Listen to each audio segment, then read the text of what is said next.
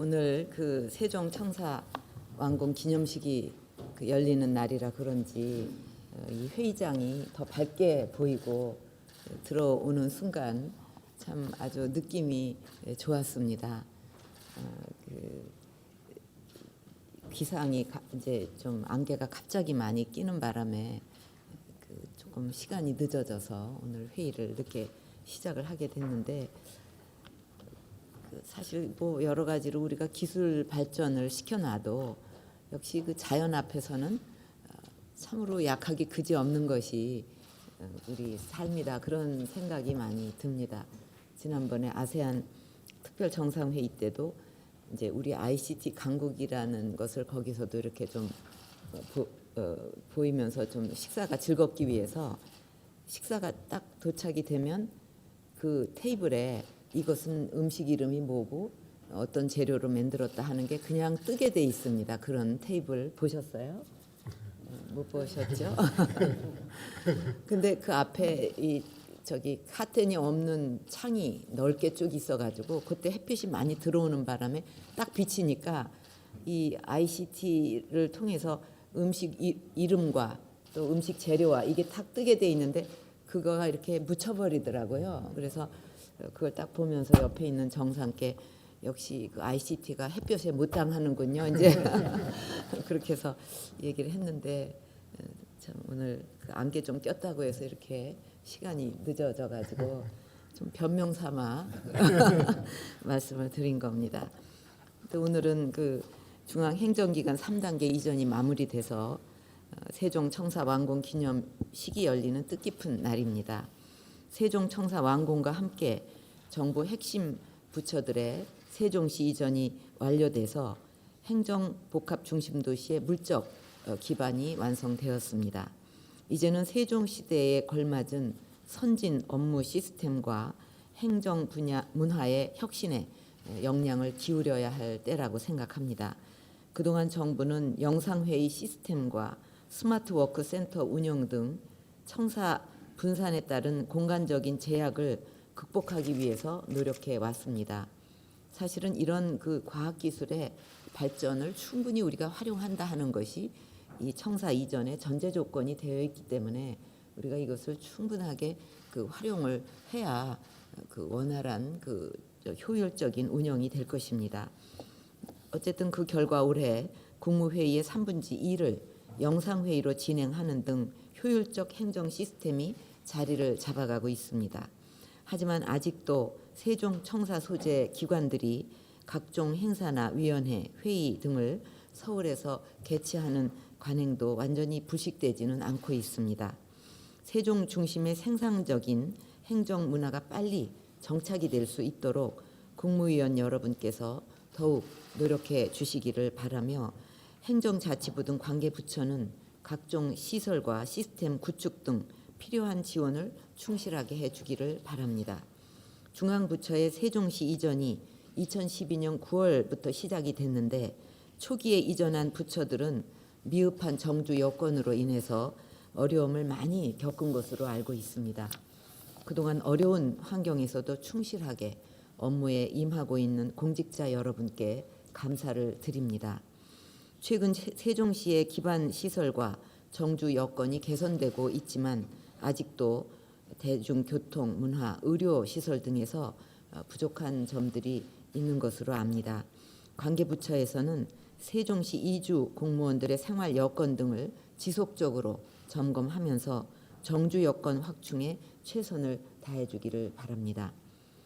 이제 2014년도 일주일밖에 남지 않았습니다. 금년은 말 그대로 다사다난하고 바쁜 한 해였습니다. 하기사 다사다난하지 않은 해는 없었다고 생각이 됩니다. 돌아보면 한순간도 마음 놓을 수 없는 수많은 도전과 어려움 속에서도 경제를 살리고자 국내외적으로 최선을 다해왔습니다. 그 결과 많은 성과를 거두었지만 아쉬움도 남습니다.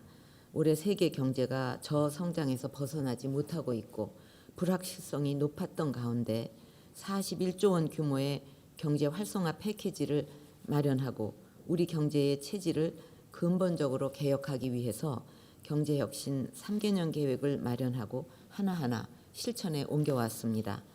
공공기관의 부채 감축과 방만 경영 개선을 중점적으로 추진한 결과 18개 중점 관리 기관들이 총 24.4조 원의 부채를 감축을 해서 2014년 부채 감축 계획 대비 4.3조 원을 초과 달성했습니다.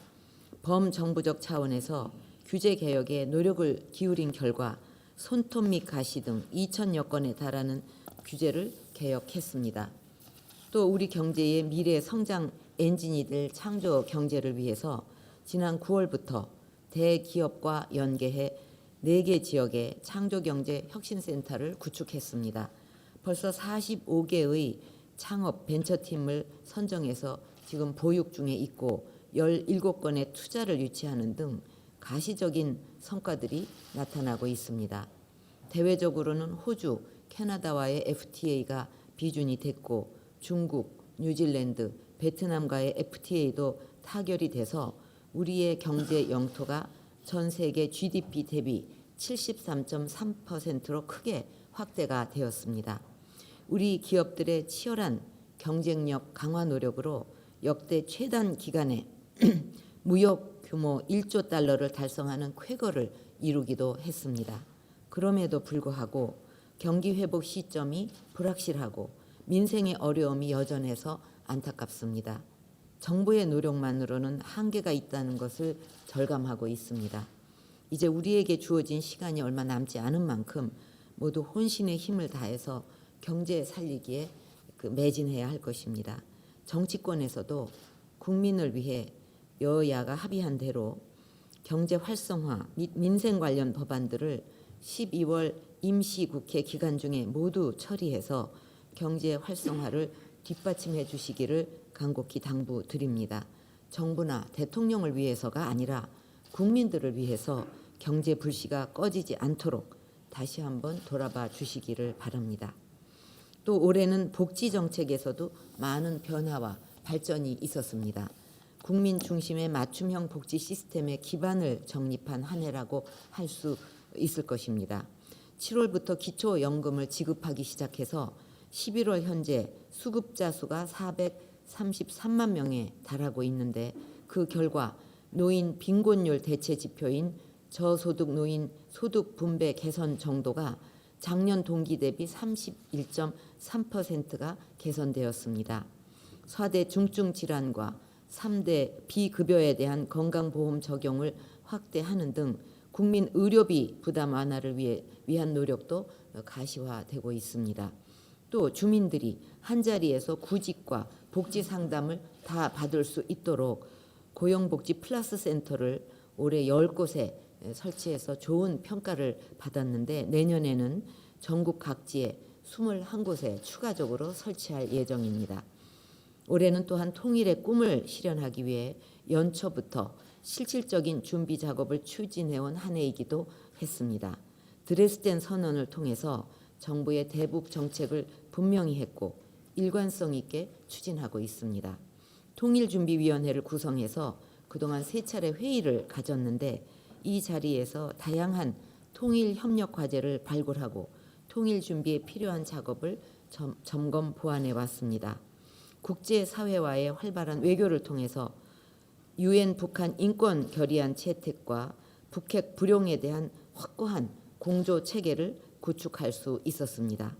정부는 앞으로 남북 관계는 원칙에 따라 진정성을 갖고 임하되 열린 자세로 대화 노력을 계속해 나갈 것입니다. 내년에는 통일에 대비한 준비를 제대로 구축해 나갈 것이고 민간 활동 및 북한 주민들에게 실질적인 도움을 줄 수 있도록 준비해 나갈 것입니다. 마지막으로 올해는 가슴 아픈 사고들을 겪으면서 우리 사회의 안전을 기초부터 다시 점검하고 국가 혁신의 전환점을 만들기 위해 노력해온 한 해였습니다. 지난달 여야 합의로 국민안전처가 출범했는데 앞으로 국민안전처가 중심이 돼서 국가 재난안전 시스템을 획기적으로 개선해서 국민들이 안심하고 살 수 있는 사회를 만들어야 하겠습니다. 또 우리 사회의 뿌리 깊은 적폐를 해소하기 위해 원전 방산 등 사회 구조적 비리 척결, 정부 보조금의 부정 수급과 비리 단속 등 각 분야에서 변화와 혁신을 강도 높게 추진해 왔습니다. 이런 혁신 노력은 공직자뿐만 아니라 국민 모두가 동참을 할 때 성과를 이룰 수가 있습니다. 공직자 여러분의 책임감과 사명감이 요구되고 국민 여러분께서도 힘을 모아주실 것을 부탁드립니다. 금년 한 해를 뒤돌아볼 때 정말 아쉬웠던 점 중 하나는 우리 사회가 다양한 이해가 서로 대립하면서 소모적 정쟁으로 많은 시간을 보낸 점이었습니다. 국가의 미래를 위해서는 정파와 이해를 떠나서 지금 이 시기에 반드시 해야 하는 과제가 있습니다. 과거부터 오늘날까지 그동안 해내야 하는데 해내지 못했던 그런 각종 개혁 과제들을 이번에는 해내야만 하는 것이 이 시대 우리에게 주어진 소명이라 생각하고 임해 주시기를 바랍니다. 그것을 해내는 것이 이 시대의 국무위원들께 주어진 사명이자 책임이라고 생각하셔야 합니다. 내년은 집권 3년 차로서 국민들께 행복과 희망이 보이는 한 해가 되도록 해야 할 것입니다. 이를 위해 지금 각 부처별로 내년 업무 계획을 수립하기 위해서 매우 분주할 것이라 생각되지만 무엇보다 경제혁신 3개년 계획의 가시적 성과가 나타나도록 업무 계획을 수립해 주시기를 바랍니다. 특히 공무원 연금 개혁과 공공기관의 과잉 기능 조정 등 공공부문 개혁은 경제의 기초 체력을 튼튼하게 하고 우리 경제를 지속 가능한 성장 구조로 변화시킬 것이기 때문에 공공부문 개혁의 속도를 높여야 할 것입니다. 내년에 일자리 창출과 노동시장 이중 구조 완화를 위해서는 노동시장 구조 개혁 추진이 중요합니다. 이런 구조 개혁의 원칙과 방향에 대해서 노사정 간의 의견 접근이 이루어지고 있는 것으로 알고 있습니다. 지난 3개월 동안 여러 가지 갈등을 겪으면서도 끈질긴 대화와 대타협을 이끌어내고 계시는 노사 대표께 진심으로 감사를 드립니다. 이렇게 노와 사가 서로 양보와 타협의 정신을 발휘한다면 투자가 늘고 고용이 증가하며 내수도 늘게 되는 선순환 구조가 이루어져서 결국 경제가 활성화되고 그 과실을 노사가 함께 나누게 될 것입니다. 앞으로도 노사정이 머리를 맞대서 일자리를 늘리고 정규직, 비정규직 간 격차를 줄여 나갈 수 있는 대타협 방안을 도출해 내기를 기대하겠습니다. 지난주 헌법재판소는 통합에 대해서 위헌 정당이므로 해산하라는 결정을 내렸습니다. 이 결정은 우리 대한민국은 자유민주주의 체제를 뒤흔드는 헌법 파괴와 우리 사회를 혼돈에 빠뜨리는 것은 절대 용인할 수 없다는 헌법 수호 의지를 담은 역사적 결정이라고 생각합니다. 앞으로 우리 국민들이 이번 헌법재판소의 역사적 결정을 자유민주주의를 더욱 확고히 해서 통일 시대를 열어나가는 계기로 삼을 수 있기를 바랍니다. 최근에 한국 수력 원자력의 도면과 내부 문건이 인터넷에 유출되고 유출자가 원전 운영 중단까지 요구하고 있어서 국민들의 우려가 큰 상황입니다. 원전은 국민 안전과 직결되는 1급 보안시설입니다. 국가 안보 차원에서 한치의 빈틈없이 철저하게 관리가 돼야 했는데 있어서는 안 될 심각한 사건이 발생했습니다. 검찰 등 관련 기관은 유출자와 유출 경로를 철저하게 조사하고 배후 세력이 있는지도 반드시 밝혀내야 할 것입니다. 또 사이버 안보 차원에서 접근을 해서 원전 안전에 위해 요인은 없는지 1%의 가능성에도 철저히 대비하고 점검하기를 바랍니다. 최근 미국의 소니 픽처스 해킹 사건에서 보듯이 사이버 공간은 제5의 전장이라고 할 정도로 육해 공 우주 사이버 공간 이렇게 나가죠. 제5의 전장이라고 할 정도로 새로운 테러의 장이 되고 있습니다. 이번 사건을 사이버 테러의 심각성을 재인식하는 계기로 삼아서 철저히 준비를 해야 합니다. 원전뿐만 아니라 우리 국가 핵심 시설 전반의 사이버 테러 대비를 근본부터 다시 점검하고 미흡한 부분이 있다면 조속히 보완하기를 바랍니다. 마지막으로 오늘 국무회의 참석을 끝으로 이주영 해양수산부 장관께서 장관직에서 물러나게 되었습니다. 세월호 사고로 해양수산부가 가장 큰 어려움을 겪었을 때 136일 동안 진도 현장을 지키면서 온몸을 바쳐 사고 수습에 헌신하는 모습에 유가족과 국민들이 큰 감동을 받았습니다. 국민을 위해 봉사해야 하는 공직자의 참된 모습을 보여주셨다고 생각하고 앞으로 어느 자리에 계시든지 나라를 위해 더 큰 역할을 해 주실 것을 기대합니다. 각 국무위원들께서도 진 인사 대천명의 자세로 노력해 주시기를 바랍니다. 이상입니다.